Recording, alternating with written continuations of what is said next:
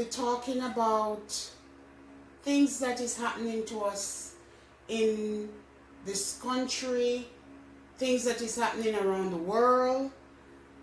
We'll be talking about COVID-19, vitamin D deficiency, and just about everything that is happening in the news or whatever we'll be bringing across on our forum. So if there's anything you want to talk about in our next discussion, please subscribe and leave a comment so we can address it in our next forum.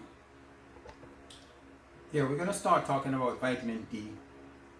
Vitamin D situation is very bad at this time because they're saying that 3 out of every 4 person is vitamin D deficient.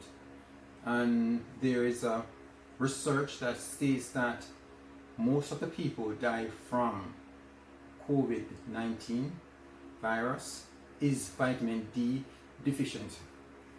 Even though correlation doesn't cause causation, but it's a strong indication of what is happening. Vitamin D has been implicated in respiratory problem,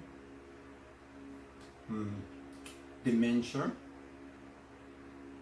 depression, anxiety, and even arthritis pain. Arthritis pain, and worst of all, the fatality of the COVID-19 virus.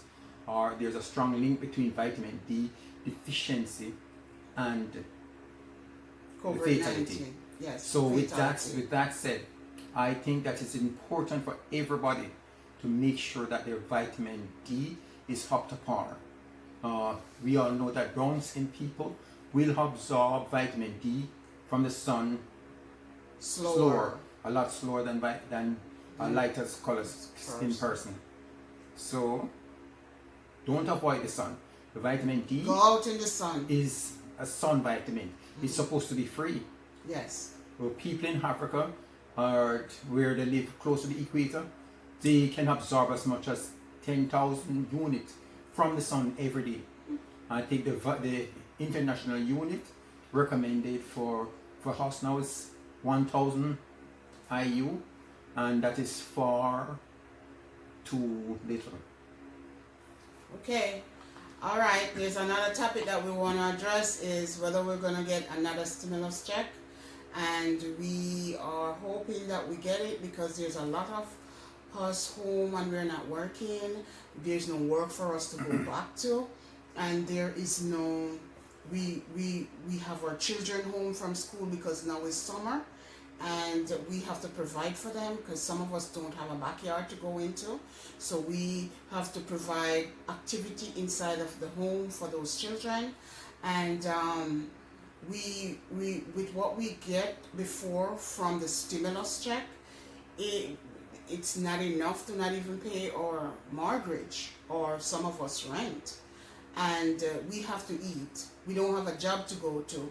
We don't have anything, so we have to, some of us have to end up going out, leaving, giving up our apartment to go stay with friends or relatives, right? So we're hoping that the Congress, they all get it together, and our president said, can Americans expect more stimulus checks from you? The answer is yes. We're working on it right now with Congress. President Trump told me in a one-on-one interview that more direct payments are on the way, but could not say how much. House Democrats have already approved a bill with another $1,200, but the president said he wants to aim higher. I want more than other people want to do, but it'll be significant numbers, great for the people of our country. The president said one priority in the next round of coronavirus relief is not up for negotiation. That's a tax cut. The president is insisting on a payroll tax cut that would make paychecks larger, but reduce funding for government programs like Social Security and Medicare. You would veto something if they didn't include a payroll tax If cut? it didn't include what we think we need for the economy and for jobs, I would absolutely veto it, yes.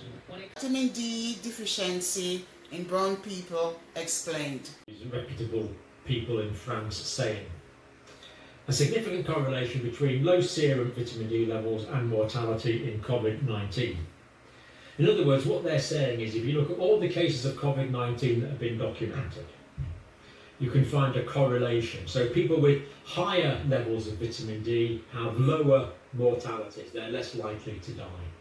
People with low levels of vitamin D have higher mortality, they are more likely to die. This is a correlation that they have identified.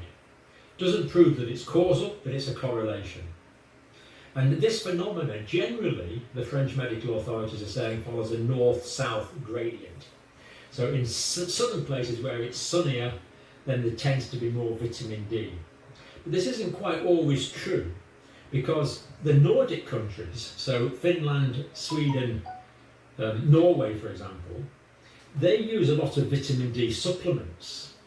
Now, as you know, these countries are well to the north, and they don't get a lot of sunshine all through winter, and they have a very long winter and very long dark nights.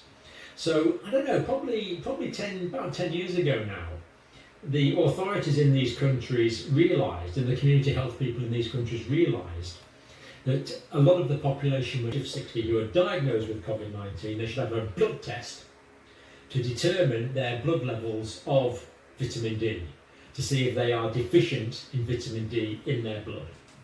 So as soon as someone's diagnosed with COVID-19, they are advising they should have a blood test for their levels of vitamin D, which is a remarkably good idea. And the French people are saying they should be given a loading dose of 50 to 100,000 international units, quite a high dose, if people over the age of 60 are found to be deficient. So they should be given this large loading dose. This is not me speaking, this is the French authorities. If you want to take it, contact your own doctor. There's a big elephant in the room when nobody not talk about, and that's vitamin D deficiency. They're saying that 95% of those people who died from the COVID virus, they are deficient in vitamin D, because there's a strong correlation between COVID death and vitamin D deficiency. I mean, I know nobody don't want to talk about it, but a real truth.